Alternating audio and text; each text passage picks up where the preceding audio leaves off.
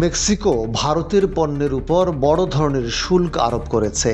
এশিয়ার কয়েকটি দেশের সঙ্গে বাণিজ্য চুক্তি না থাকার কারণে ভারত, চীন, দক্ষিণ কোরিয়া, থাইল্যান্ড ও ইন্দোনেশিয়ার পণ্য সবচেয়ে বেশি প্রভাবিত হবে। নতুন ঘোষণা অনুযায়ী শুল্ক 2026 সালের 1 জানুয়ারি থেকে কার্যকর হবে। মেক্সিকো বলেছে, দেশের শিল্প ও উৎপাদকদের সুরক্ষার জন্য এই সিদ্ধান্ত নেওয়া হয়েছে।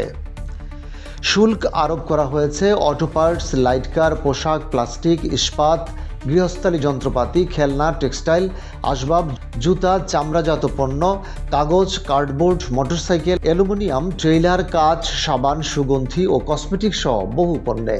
রয়টার্স জানিয়েছে, এই নতুন শুল্ক ভারতের প্রায় $1 বিলিয়ন রপ্তানিকে সরাসরি ক্ষতিগ্রস্ত করবে। বিশেষ করে ভারতের বড় গাড়ি রপ্তানিকারক প্রতিষ্ঠানগুলো ফক্সওয়াগন, হুন্দাই, নিসান ও মারুতি সুজুকি সর্বাধিক ঝুঁকিতে।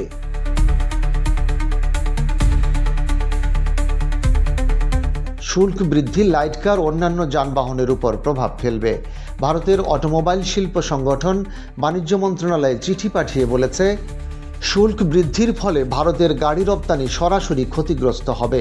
আমরা চাই ভারত সরকার মেক্সিকোর সঙ্গে আলোচনায় বসুক। মেক্সিকো বর্তমানে ভারতের তৃতীয় বৃহত্তম গাড়ি রপ্তানি বাজার। দক্ষিণ আফ্রিকা ও সৌদি আরবের পরই এই অবস্থান।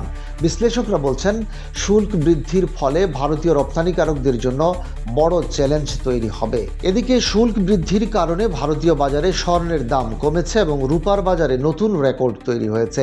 অর্থনীতিবিদরা বলছেন, এ ধরনের শুল্ক পরিবর্তন দীর্ঘমেয়াদে ভারতের বাণিজ্য ঘাটতি এবং রপ্তানির উপর প্রভাব ফেলবে।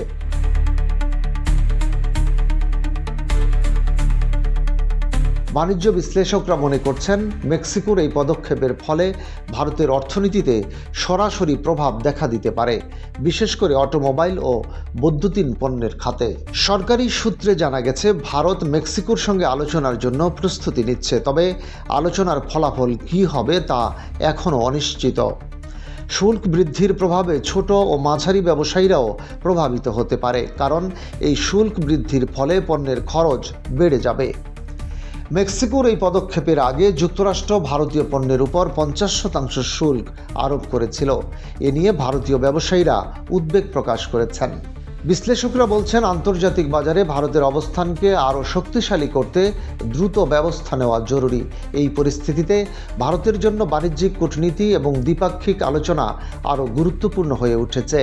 অর্থনীতিবিদরা সতর্ক করেছেন, দীর্ঘমেয়াদে এ ধরনের শুল্ক বৃদ্ধি ভারতের রপ্তানির ধারাকে প্রভাবিত করতে পারে।